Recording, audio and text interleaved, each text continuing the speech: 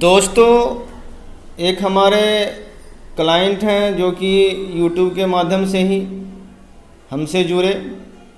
तो इनका कहना है कि अभी तक हम ये डिसाइड नहीं कर पाए हैं कि हमारा धनु लग्न की कुंडली है या फिर मकर लग्न का। तो यहाँ पर हम इनकी हस्तरेखा से इनके जन्म कुंडली का शुद्धिकरण करेंगे, रेक्टिफिकेशन करेंगे।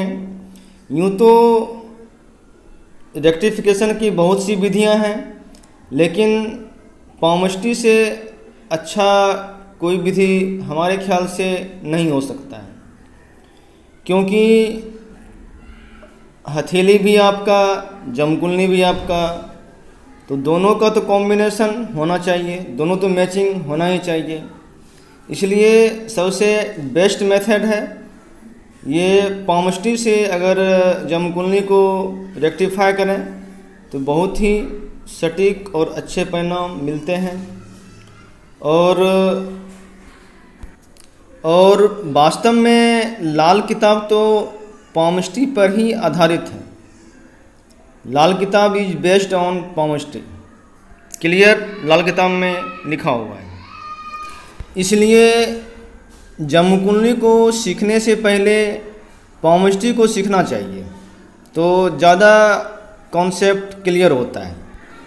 तो सबसे पहले हम देखते हैं इनके दोनों कुंडली में ग्रहों का क्या पोजीशन है, फिर तब इनके हथेली पर हम आएंगे कि क्या शो करता। धनु लग्न की कुंडली है, जिसमें कि मंगल का पोजीशन लग्न में आता है, चंद्रमा और केतु दूसरे भाव में है मकर राशि में, राहु का पोजीशन अष्टम स्थान में, और बृहस्पति और शनि का पोजीशन दसम स्थान में, और शुक्र का 11वें स्थान में, और फिर सूर्य और बुध का 12वें स्थान में।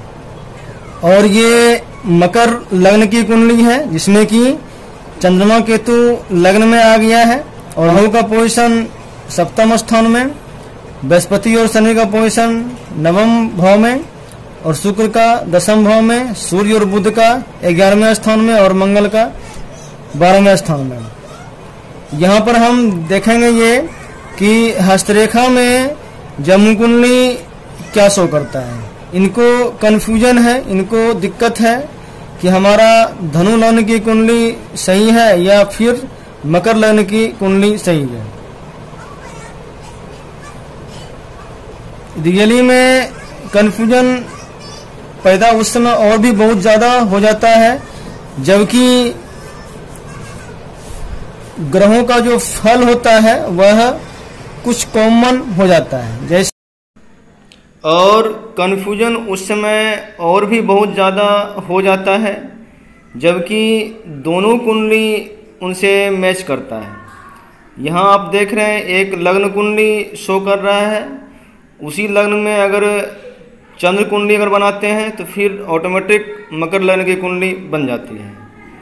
तो इस केस में देखा जाए तो जहाँ चंद्रमा एक दूसरे से पास पास घर में है, तो वहाँ पर और भी मुश्किल होता है कि कौन सा हमारा लग्न होगा, जैसा कि इस कुंडली में आप देख रहे हैं। के कॉम्बिनेशन के कारण भी दो कुंडली अगर लेते हैं अलग अलग तो बहुत कुछ दोनों में समानता आ जाती है। साथ ही यहाँ आप देख रहे हैं धनु लग्न की कुंडली में भी लग्न का मांगलिक आ रहा है, तो फिर मकर लग्न की कुंडली में भी मंगल का पोजीशन 12वें में है, तो ये भी मांगलिक दोष दे रहा है।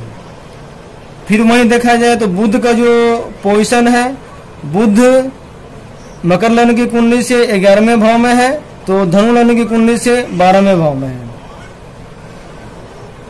तो दोनों में बुध मंदा है।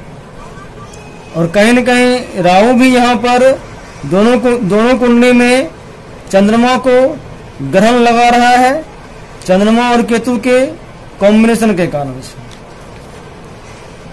इस तरह से हमें मालूम करना है कि रियल में वास्तव में कौन सा कुंडली सही है। तो इनकी हथेली को देखते हैं, हथेली में रेखाओं की स्थिति से इनकी कुंडली का शुद्धिकरण हम करेंगे फिर इसका एनालिसिस करेंगे। इनकी हथेली में आप अगर गौर से देखें तो बृहस्पति का जो पर्वत है वहाँ से एक रेखा बिल्कुल ही कर्व लेते हुए वह शनि पर्वत की ओर मूव कर रहा है, जो यह शो करता है कि बृहस्पति इनके जन्मकुंडली में 10वें खाने में होगा। फिर वहीं देखें आप, बिल्कुल ही स्वतंत्र रूप से एक रेखा शनि के पर्वत पर उभर के आ रहा है, ठीक बीचों बीच, जो कि यह शो करता है कि शनि अपने राशि में है, अपनी स्वराशि में है, अर्थात शनि जन्मकुंडली में 10वें खाने में स्थित है। सिर्फ बृहस्पति और शनि के सही पोजीशन से ही मालूम हो जाता है कि इनका जो जन्म लग्न है वह धनु लग्न होगा, न कि मकर लग्न।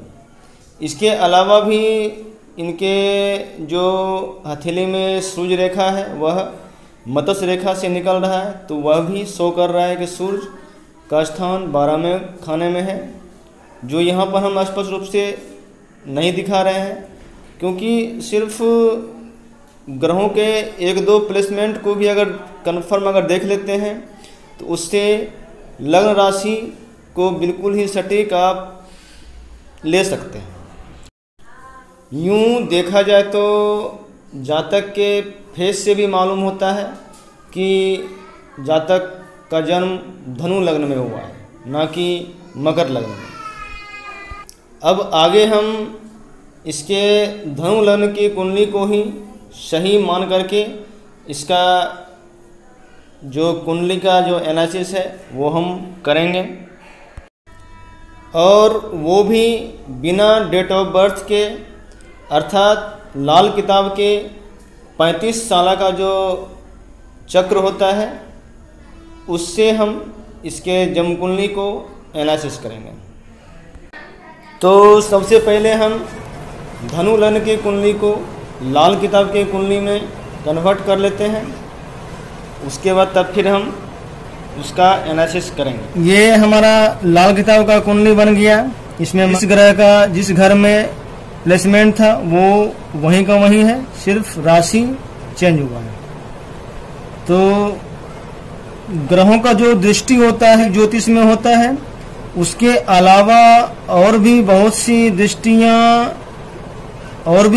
दृष्टियां लाल किताब में होती है। तो सबसे पहले आप देखें लग्न में जो मंगल बैठा हुआ है, तो ये यहाँ पर हम कहते हैं कि ये मांगलिक दोष देता है। लेकिन मंगल का जो प्रभाव होता है वह बहुत हद तक बुध का जो प्रभाव है उसके हिसाब से मंगल का प्रभाव निर्धारित होता है। जब भी आप मंगल को देखें जन्म कुंडली में, तो मंगल का प्रभाव बुध के अनुसार ही देगा, और बुध को कंट्रोल कौन करता है? सूर्य। इसलिए ये जो हमारा जो मंगल का जो पोजीशन है ये बिल्कुल ही डिपेंडेंट रहेगा बुध पर। बुध का कैसा रिजल्ट हमारे जन्म कुंडली में है उसके हिसाब से मंगल का प्रभाव जन्म कुंडली में आएगा। तो यहाँ पर मंगल का जो पोजीशन है बहुत ही अच्छा है। मांगलिक होते हुए भी लग्न का मंगल को ज़्यादा खराब नहीं माना जाता है। मांगलिक के सेंस में ज़्यादा प्रभाव नहीं होता है। थोड़ा मोड़ा जो वैवाहिक कला है वो होके रहेगा, कोई खास इफेक्ट नहीं देता है। लेकिन अगर और भी ज़्यादा अगर ग्रह का कॉम्बिनेशन चल रहा है तो वह फिर जो वैवाहिक जीवन है, मैरिड लाइफ है, उसको फिर ये तबाह कर देता है। और मंगल अगर बद हो तो फिर और भी ज्यादा। मंगल यहाँ बद नहीं है लेकिन बुध यहाँ मंदा है। मंदे ग्रह को पहले आप देख लें, मंदे ग्रह इसमें कौन कौन है। तो बुध हमारा मंदा है, फिर जो बृहस्पति है ये मंदा है, और राहु ये मंदा है। ये 3 ग्रह यहाँ मंदे हैं। पहला इस कुंडली में मंदे ग्रह 3 है, बुध, बृहस्पति और राहु। मंदे ग्रह का मतलब ये है कि उसका रिजल्ट आपको अच्छा नहीं मिलेगा, कहीं न कहीं वह आपके लाइफ को डिस्टर्ब करता है, वह आपके लाइफ को डाउनफॉल स्थिति की ओर लेके जाता है। तो मंगल यहाँ पर बहुत ही अच्छा प्रभाव दे रहा है। प्रभाव बुध के मंदे होने के कारण यह जो मांगलिक दोष है वह बहुत ज्यादा बढ़ जाता है। इसलिए सबसे पहले यहाँ पर बुध को ठीक रखना होगा। जातक को चाहिए कि जो हमारा जो बुध है यानी बुद्धि है, जो हमारा माइंड है, उसको हम कंट्रोल में रखें। तो फिर और कोई भी काम करें तो सही डिसीजन लेकर के करें। दूसरे से अगर सलाह लेके करते हैं तो बहुत ज्यादा ये फायदा करेगा। मंगल को, लग्न का मंगल को कहा गया है कि ये इंसाफ की तलवार है। ऐसा जातक कभी भी अन्याय बर्दाश्त नहीं कर सकता है और यह सूर्य के घर में है तो बहुत ही अच्छा रिजल्ट देता है। एक पावरफुल जो होता है, यह एक तरह का समझिए कि जो मंगल हमारा जो मंगल सेनापति है और सेनापति है, ये जो तख्त का घर है, ये जो लग्न का जो घर है उसे तख्त का घर कहा जाता है, यानी राज सिंहासन। तो सेनापति अगर राज सिंहासन पे अगर आ जाए तो फिर क्या होगा? आप खुद सोचिए कि अगर जो सेनापति है अगर वो राज सिंहासन पे अगर आके बैठ जाएगा तो क्या होगा? बिल्कुल ही आप देख रहे हैं कि बिल्कुल वह तानाशाह प्रवृत्ति का हो जाएगा। इसलिए व्यवहार में ऐसे जातक की जो कुंडली होती है कुछ न कुछ तानाशाही प्रवृत्ति रहता है, दूसरे पर रौब जमाने का रहेगा और बहुत ज्यादा क्रोध, गुस्सा। और कोई दूसरा अगर एक बार में कुछ नहीं किया, कोई दूसरा अगर एक बार में कुछ आदेश का पालन नहीं किया या कोई कुछ भी इच्छा है उसका अगर पूर्ति नहीं हुआ तो फिर ये क्रोध से यह भर उठेगा। तो ऐसे जातक का सबसे पहला यही है कि वह बुध ग्रह को ठीक रखे, अर्थात अपने कोई भी काम को ढंग से करे तो फिर यह मंगल, और जो धैर्य से करे तो फिर यह मंगल का प्रभाव बहुत ही अच्छा मिलेगा। कोई भी ग्रह का घर में उसका क्या प्रभाव पड़ता है उसको देखने के लिए सबसे पहले आप देखें कि उस घर का मालिक कौन है। तो यहाँ पर जो मंगल है, यह जो सरजमी है उसका मालिक यहाँ मंगल है, लेकिन पर मंगल है, और जो मकान है उसका मालिक यहाँ पर सूर्य है। तो यहाँ पर सूर्य और मंगल ये दोनों का ये घर है जमीन, तो ये मंगल का दोनों से दोस्ती है, इसलिए यहाँ मंगल अच्छा प्रभाव देगा, कभी भी यहाँ मंगल बुरा प्रभाव नहीं देगा। सिर्फ एक वैवाहिक जीवन में तनाव की स्थिति को छोड़ करके, क्योंकि इसकी दृष्टि ठीक सप्तम भाव पे आती है जो कि हमारे लाइफ पार्टनर का है। तो ये यहाँ पर ये उसको मंगल का जो दृष्टि होता है वह क्रूर दृष्टि होता है, और यह यहाँ पर जो लाइफ पार्टनर है उसको ये डिस्टर्ब करता है, जो वैवाहिक जीवन है उसको ये तबाह करता है। इसके बाद आप देखें चंद्रमा और केतु। यहाँ पर चंद्रमा उच्च राशि में है, चंद्रमा यहाँ पर स्ट्रांग है, चंद्रमा यहाँ पर मजबूत स्थिति में है, लेकिन यहाँ पर केतु के साथ रहने के कारण चंद्रमा को ग्रहण लग जाता है। चंद्रमा को ग्रहण लगने के कारण ये माइंड में डिप्रेशन की स्थिति, सिर में चंद्रमा मन है, मस्तिष्क है, तो सिर में चोट लगने का भी योग बनाता है, और साथ ही नींद न आना, इस टाइप का भी समस्या ये देता है। तो चंद्रमा और केतु के कॉम्बिनेशन के कारण यहाँ पर जो है वह चंद्रमा स्ट्रांग रहने के बावजूद भी यहाँ पर चंद्रमा अच्छे पोजीशन में है, लेकिन फिर भी केतु के कारण से यहाँ पर चंद्रमा थोड़ा सा डिस्टर्ब हो जाता है, जिसके कारण से चंद्रमा का जो प्रभाव होता है, अच्छा जो फल होता है, वह कहीं न कहीं प्रभावित होता है। खाना जो होता है यह शुक्र का अपना घर है, बृहस्पति इसका मकान मालिक है। शुक्र के घर में है, तो चंद्रमा शुक्र के घर का मतलब हो गया कि चंद्रमा और शुक्र का कॉम्बिनेशन जो कि यहाँ पर प्रेम में रसिकता ला देता है, यानी कि श्रृंगार रस के। यहाँ पर अगर यह किसी स्त्री से प्रेम करेगा तो उसमें श्रृंगार की प्रधानता, श्रृंगार रस की प्रधानता बहुत ज्यादा होगी, अर्थात रसिकता, यानी कि अपने लाइफ पार्टनर को किसी भी तरह से मीठा मीठा बोल करके रिझाना, ये इनका विशेष गुण रहेगा। फिर ये चंद्रमा बृहस्पति के पक्के घर में है, तो बृहस्पति गुरु है, तो गुरु के सामने ये चंद्रमा ज्यादा शरारत नहीं करेगा, यह तहजीब से रहेगा, डिसिप्लिन में रहेगा। इसलिए जातक कितना भी रसिकता हो लेकिन फिर भी वह अनुशासन, डिसिप्लिन और बड़े बुजुर्गों का सम्मान तो जरूर करेगा। अब देखें केतु, केतु यहाँ दूसरे भाव में है, तो दूसरा भाव यहाँ केतु और जो हमारा जो घर का मालिक है शुक्र, तो केतु और शुक्र के कॉम्बिनेशन के कारण यहाँ पर जातक को गर्दन में प्रॉब्लम हो सकता है। केतु और शुक्र के कॉम्बिनेशन के कारण जातक को, केतु शुक्र के कॉम्बिनेशन के कारण यहाँ पर जातक कैरेक्टर का थोड़ा सा ढीला रहेगा। तो लाल किताब में यहाँ तक कहा गया है कि ऐसे जातक का संतान कहाँ कहाँ है, इनका ऐसे जातक के बहुत से स्त्रियों से संबंध बनते हैं और इनको खुद भी पता नहीं है कि मेरा संतान किस गली मोहल्ले में है। ऐसे जातक के संबंध बहुत से स्त्रियों से बनते हैं और इनको खुद पता नहीं होता है कि हमारा संतान कौन कौन से गली मोहल्ले में है। अब फिर यहाँ देखें, ये चंद्रमा केतु लाल किताब में ये अष्टम स्थान में जो में कोई भी ग्रह रहता है तो उसकी उल्टी दृष्टि यहाँ पे पड़ती है, अर्थात यहाँ पर चंद्रमा केतु को यहाँ पर राहु का जो दृष्टि है,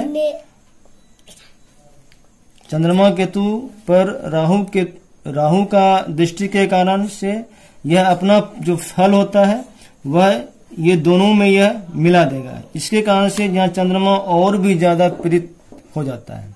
किताब की दृष्टि यहाँ एक ये भी है कि चंद्रमा केतु का जो दृष्टि है यह छठे भाव पर भी पड़ता है। इस तरह से यह छठे भाव पर भी चंद्रमा केतु का छठे भाव पर भी दृष्टि पड़ता है। तो केतु यहाँ तो अपने भाव को देख रहा है और छठे भाव का जो केतु होता है वह केतु का अपना घर होता है। तो केतु अपने घर को देख रहा है, इसलिए यहाँ पर केतु का फल अच्छा मिलेगा, अर्थात यहाँ पर संतान संबंधी किसी भी तरह की समस्या नहीं रहेगी। संतान संबंधी किसी भी तरह की बाधा का चांस बहुत कम है। फिर वहीं चंद्रमा की दृष्टि छठे भाव पर आ रही है जो कि केतु का घर है और बुध का घर है। तो केतु और चंद्रमा दोनों का जो ग्रहण योग है तो यह यहाँ पर और भी बहुत ज्यादा बढ़ जाता है। कहीं न कहीं यहाँ पर बहन को भी कष्ट शो करता है। बहन है, बेटी है, फुआ है, चांसेस हैं कि बहन तो होगी ही, क्योंकि यहाँ पर 12वें खाने की दृष्टि यहाँ, और बहन का जो लाइफ होगा वह अच्छा नहीं होगा। बहन बेटी यहाँ पर दुखी रह सकती है। इसके बाद आप देखें यहाँ पर चंद्रमा कुंडली का दूसरा खाना और 12वां खाना, ये दोनों में भी 25% दृष्टि रहता है। तो यहाँ पर चंद्रमा अपना फल सूर्य में मिलाएगा तो यहाँ तो ये अच्छा फल देगा। किसी भी तरह का यहाँ पर ये चंद्रमा और सूर्य में किसी भी तरह की दुश्मनी नहीं होती है। लेकिन केतु का सूर्य से दुश्मनी रहता है। केतु कहीं न कहीं सूर्य के फल को प्रभावित करेगा। सूर्य क्या है? आपका नौकरी है, मान सम्मान है, तो कहीं न कहीं काम धंधे में, मान सम्मान में कोई न कोई टांग खींचने वाला आपको मिल जाएगा और वह आपके कामों को डिस्टर्ब करेगा और साथ ही यह बदनामी का भी योग बनाता है। आपके काम के पीछे पीछे निंदा, शिकायत और बदनामी भी वह चलता रहेगा। चंद्रमा शुक्र को देख रहा है तो कहीं न कहीं स्त्री के जैसा कोई भी अगर औरत है तो उससे काम धंधे में, नौकरी में, मान सम्मान में वृद्धि होगी। फिर वहीं आप देखें चंद्रमा की दृष्टि बुध पे आ रही है तो यहां भी चंद्रमा बुध को प्रभावित कर रहा है। जिस तरह से यहां पर चंद्रमा की छठी दृष्टि प्रभावित कर रहा था, ठीक वैसा ही यहां पर चंद्रमा बुध को यहां पर प्रीत कर रहा है। फिर केतु और बुध है, केतु और बुध यहां पर केतु बुध को प्रभावित कर रहा है। जो इनके अंदर मन में बात होगा कि हम किसी के पास कुछ बोलें, अपने विचारों को व्यक्त करें, वह ठीक टाइम पर अपने विचारों को व्यक्त नहीं कर पाएगा। नॉर्मली ऐसे भी बुध मंदा है और साथ में ये केतु जो है वह और भी उसको डिस्टर्ब कर रहा है।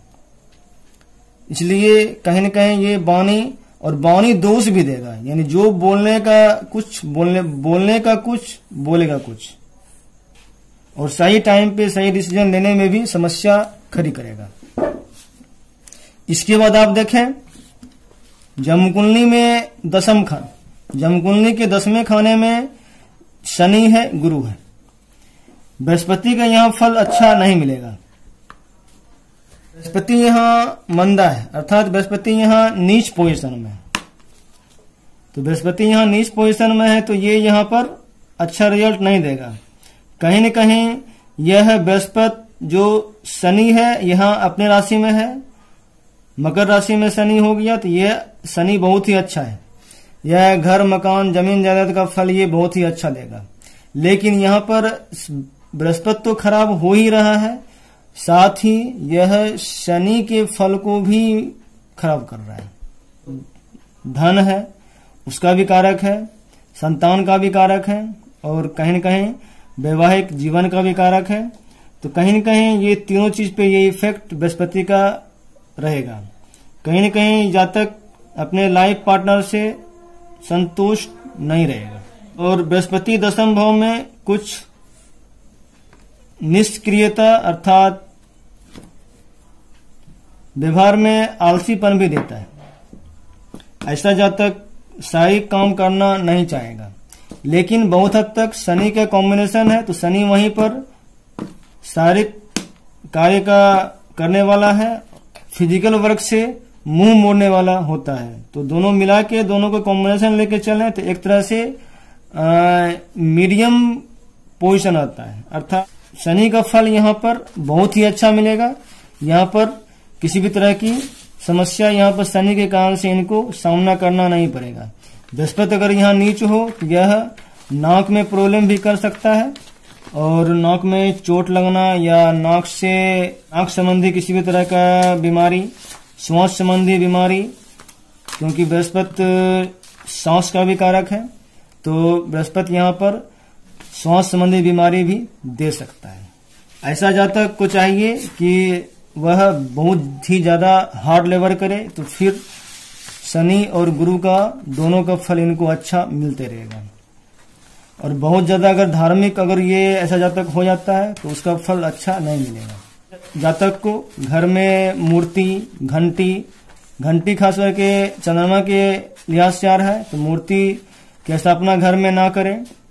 अगर ऐसा जातक अगर घर में मूर्ति रख करके अगर पूजा पाठ बहुत ज्यादा शुरू कर दे या मंदिर में जाकर के घंटों पूजा करते रहे तो फिर इनको बहुत ही बुरे हालात का सामना करना पड़ सकता है। अष्टम स्थान में राहु, अष्टम भाव का राहु थोड़ा सा पेट संबंधी समस्या दे सकता है। अब देखें यहाँ पर शुक्र यहाँ पर 11वें खाने में है, तो शुक्र यहाँ पर शनि के घर में है, और यहाँ का बृहस्पति जो होता है वह कारक घर है। यह शनि का घर है, यह शनि का तहजमीन हुआ, बृहस्पति है।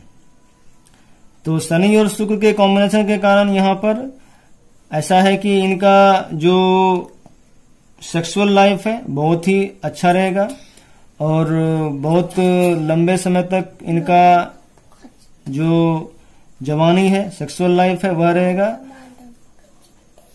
नॉर्मली लंबे समय तक जवानी का योग मंगल से भी आ रहा है कि मंगल अगर लग्न में हो तो यह भी ऐसा जातक लंबे समय तक खिला रहता है, जवान रहता है।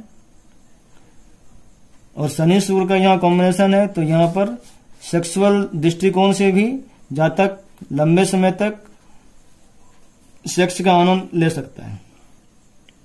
संचित धन का है, और दूसरा भाव जो है वह डेली का जो आप इनकम है वह है। तो कहीं न कहीं स्त्री पक्ष से इनको धन का योग बनता है। शुक्र यहाँ पर है तो स्त्री पक्ष से धन का योग तो बनता है, लेकिन धन भी ऐसा जो कि लगे कि शुक्र यहाँ पर स्त्री पक्ष से धन तो देगा, लेकिन धन भी ऐसा होगा कि सिर्फ देखने के लायक होगा। उसका कोई इस्तेमाल जातक करना चाहे तो बहुत हद तक बहुत चांस है कि स्त्री से जो धन मिलेगा सिर्फ देखने के लिए रहेगा। उसका इस्तेमाल जातक बहुत हद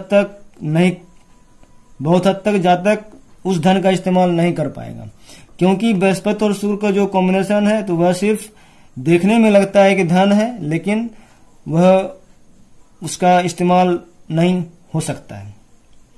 इसके बाद आप देखें यहाँ पर सूर्य और बुध, 12वें भाव का जो सूर्य है यह अच्छा है, यह बहुत ही अच्छा फल देता है। यह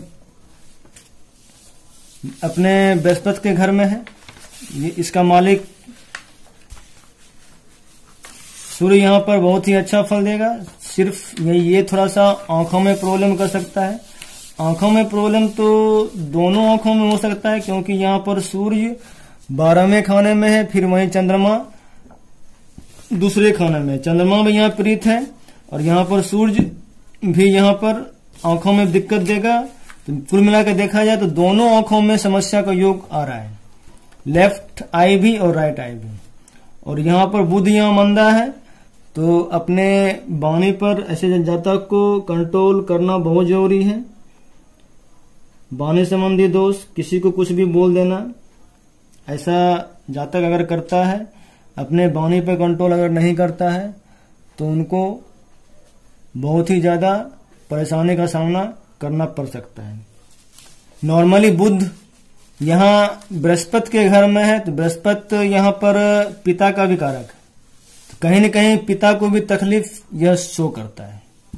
और नॉर्मली यहाँ भी बृहस्पति नीच में है, तो जो इनके पिताजी हैं इनको भी समस्या रहने का योग बनता है, यहाँ तक कि वो बीमार रह सकते हैं। उनकी कुंडली में देखें धन की क्या स्थिति हो सकती है। चंद्रमा केतु यहाँ पर दूसरे भाव में है, तो चंद्रमा धन तो देगा ही, धन के स्थान पर चंद्रमा है, यह तो धन का स्रोत बनाएगा ही।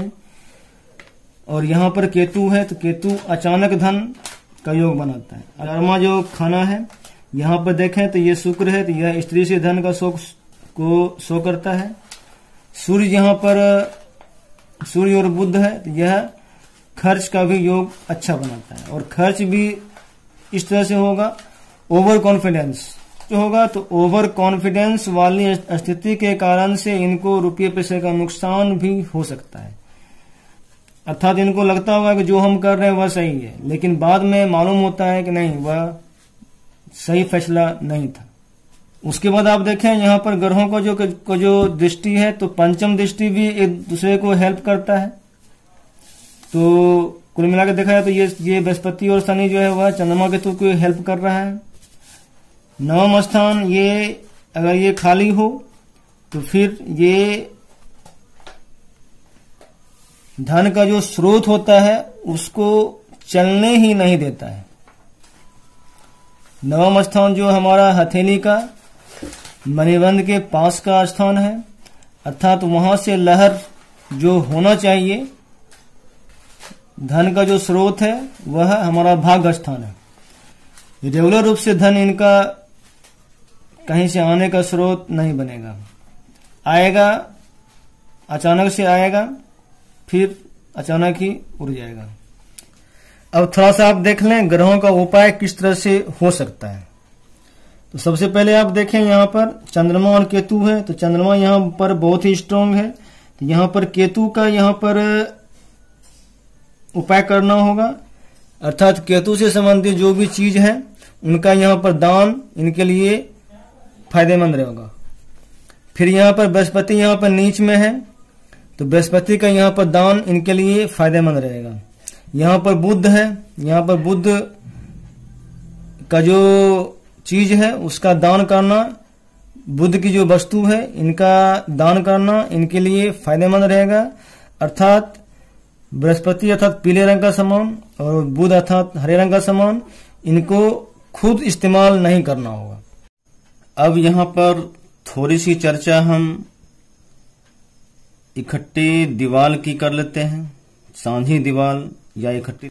सांझी दीवाल का मतलब है एक दूसरे से सटा हुआ जो घर है, जैसे first house and second house.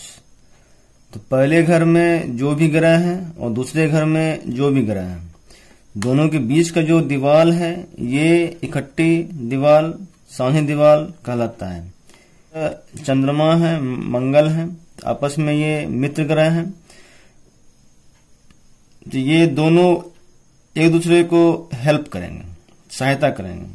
अर्थात धन के मामले में भी ये मंगल का सहायता इनको मिलेगा, मंगल को सहायता चंद्रमा यहाँ पर करेगा।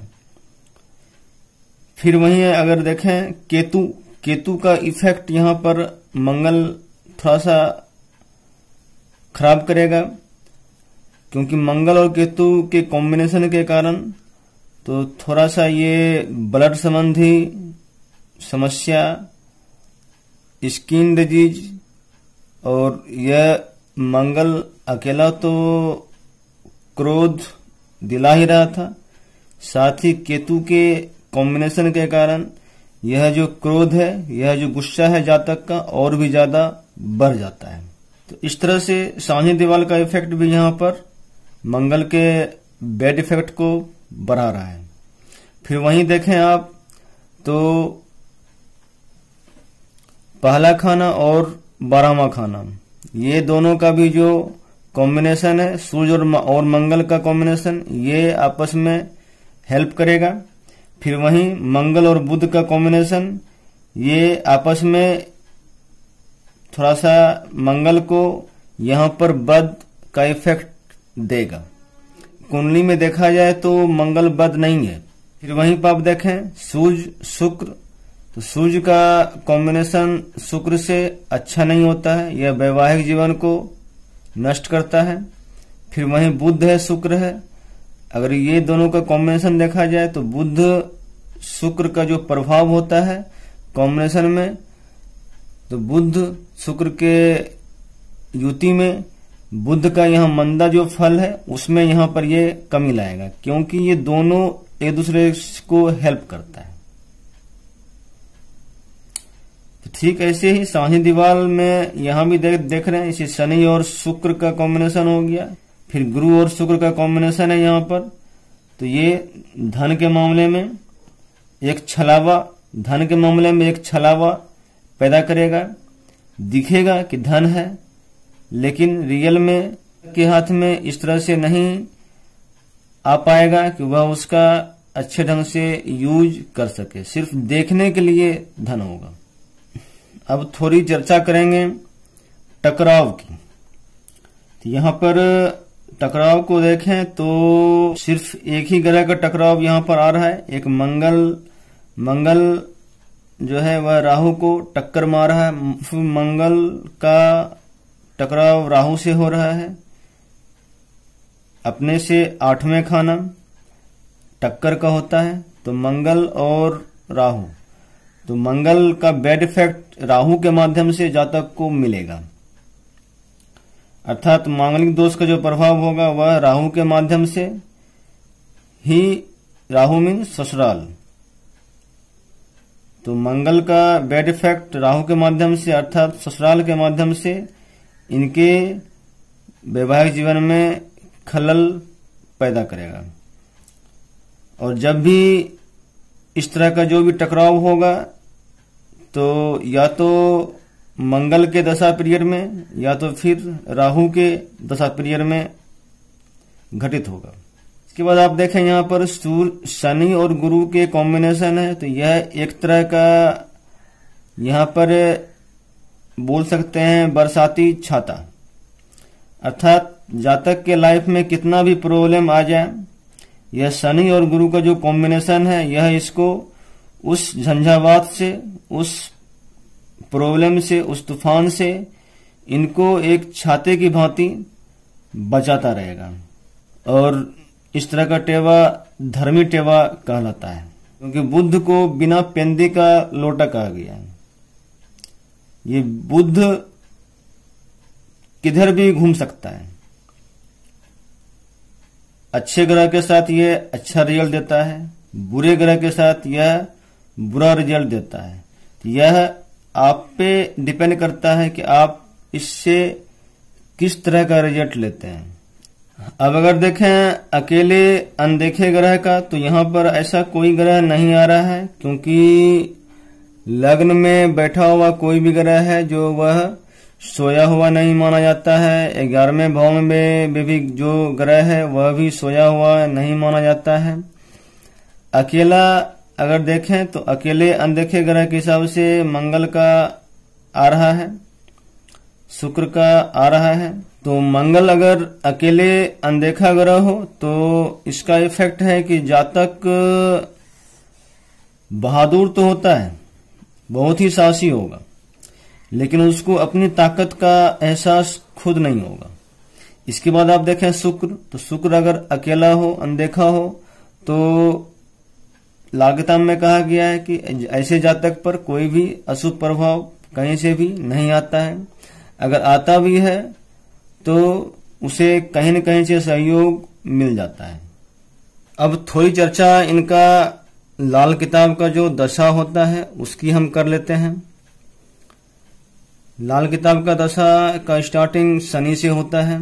बचपन का जो 6 साल होता है वह इनके लिए अच्छा ही रहा होगा, क्योंकि शनि 10वें भाव में है, तो शनि यहाँ पर बहुत ही अच्छा है। तो हो सकता है कि इनको जब इनका घर में जन्म हुआ होगा तो उस समय बचपन से जो 6 साल है उसके बीच में पिताजी को कहीं न कहीं से जमीन का योग या उस दौरान घर मकान का योग बना होगा।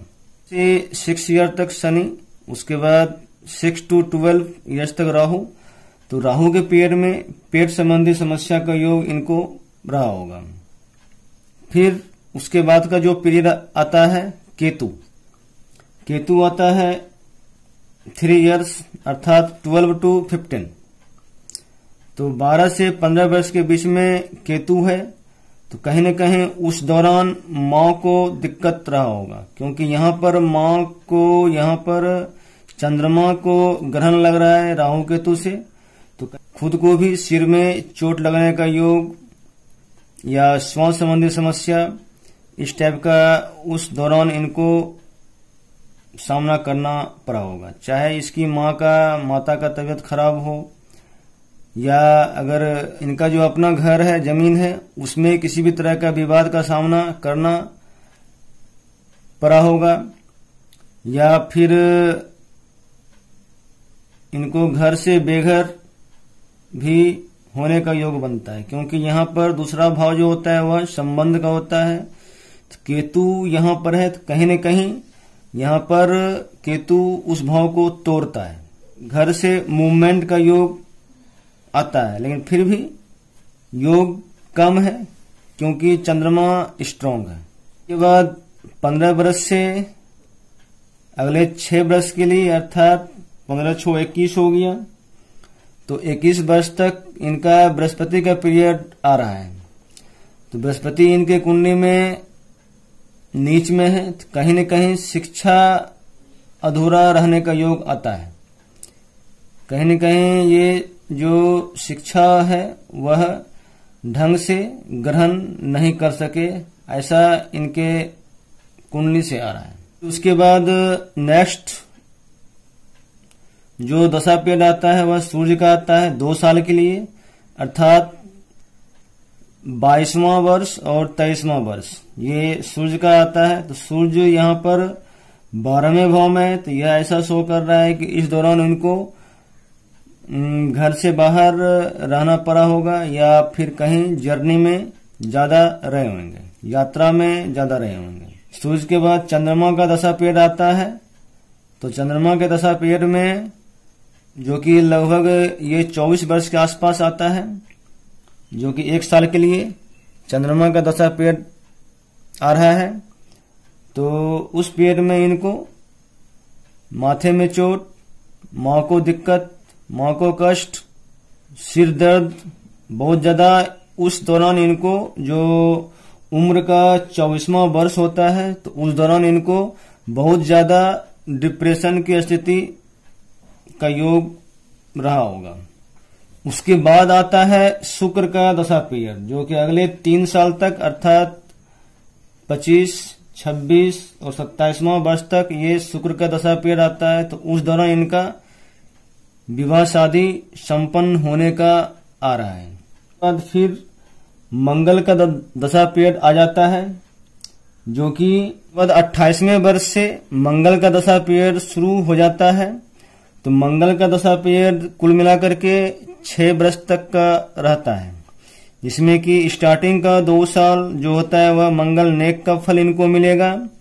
उसके बाद अगर कुंडली में मंगल नेक, अगर मंगल बद का भी योग बन रहा है तो नेक्स्ट जो 4 इयर्स है 30 to 34, उस दौरान मंगल बद का इनका रिजल्ट इनको मिलेगा। पीरियड स्टार्ट होता है अर्थात 34 और 35, जो 34वां वर्ष है और 35वां वर्ष है, ये बुध का दशा पीरियड आता है। तो ये जो टाइम है इनके लाइफ का एक तरह का टर्निंग पॉइंट होगा। वह 2 साल जो 35 साल चक्कर का जो लास्ट जो 2 साल पीरियड होता है जो बुध का होता है, और बुध इनके कुंडली में मंदा है, तो कहीं न कहीं यह उनके पूरे लाइफ का एक टर्निंग पॉइंट साबित होगा। उस दौरान इनसे बहुत बड़ी गलती हो सकती है। यह गलती मांगलिक दोष जैसा भी प्रभाव हो सकता है, और दूसरा इफेक्ट कॉमर्शियल जो बिजनेस होता है उसके लिहाज से भी यहाँ पर शो कर रहा है। बहुत ही ओवर कॉन्फिडेंस के कारण रुपये पैसे का नुकसान 33 to 35 इयर्स। उस दौरान इनके जो बिजनेस है, इनका जो पेशा है, उसमें भी बदलाव संभव है। तो इस तरह से 35 साल चक्कर एक पूरा हो जाने के बाद जब 36 फिर स्टार्ट होगा तो फिर से स्टार्टिंग शनि से ही होगा, अर्थात 35 इयर्स का एक चक्र पूरा होने के बाद 36वें वर्ष से नेक्स्ट जो 42 इयर्स है, 42 वर्ष तक फिर शनि का पीरियड रहेगा। शनि इनके कुंडली में अच्छा है, तो शनि इनको 42वें वर्ष तक शनि का रिजल्ट इनको अच्छा मिलता रहेगा। तो स्टार्टिंग का जो 35 साल चक्र है उसमें अगर किसी ग्रह का अगर इनको मंदा फल मिला, जैसे बुध का, बृहस्पति का, राहु का, तो फर्स्ट 35 साल चक्र में अगर ये 3 ग्रह का इनको मंदा फल मिला तो नेक्स्ट जो 35 साल जो चक्र होगा उसमें ये जरूरी नहीं है कि इनका ये तीनों ग्रह का फिर से मंदा फल मिलेगा। एक बार मंदा फल मिलने के बाद दोबारा मंदा फल नहीं मिलता है। इसे आप ठीक से समझें। 35 साल के अंदर जब एज 35 साल तक हो जाता है तो उस दौरान अगर कोई ग्रह का इनको अच्छा प्रभाव नहीं मिला, उनका मंदा अगर इफेक्ट उनके लाइफ में देखने को मिला, तो नेक्स्ट जो 35 साल से नेक्स्ट 70 साल का जो उनका जो लाइफ होगा उसके बीच में उसका मंदा फल इनके लाइफ में नहीं आएगा। यह जरूरी नहीं है कि उसका अच्छा फल मिलेगा, लेकिन ये तो तय है कि उसका बुरा प्रभाव उसके लाइफ में नहीं आएगा। तो इस तरह से आप जो टाइम कैलकुलेशन है, ये मेन जो जन्म कुंडली है, हॉरोस्कोप है, उसमें ग्रहों के पोजीशन को देखते हुए अपने लाइफ पीरियड को आप गणना कर सकते हैं। लाइफ पीरियड का आप गणना कर सकते हैं, किस तरह का लाइफ आगे होगा। चंद्रमा का जो ग्रहण योग आ रहा है, राहु केतु चंद्रमा के कॉम्बिनेशन के कारण, तो यह खत्म 45 इयर्स के बाद ही होगा।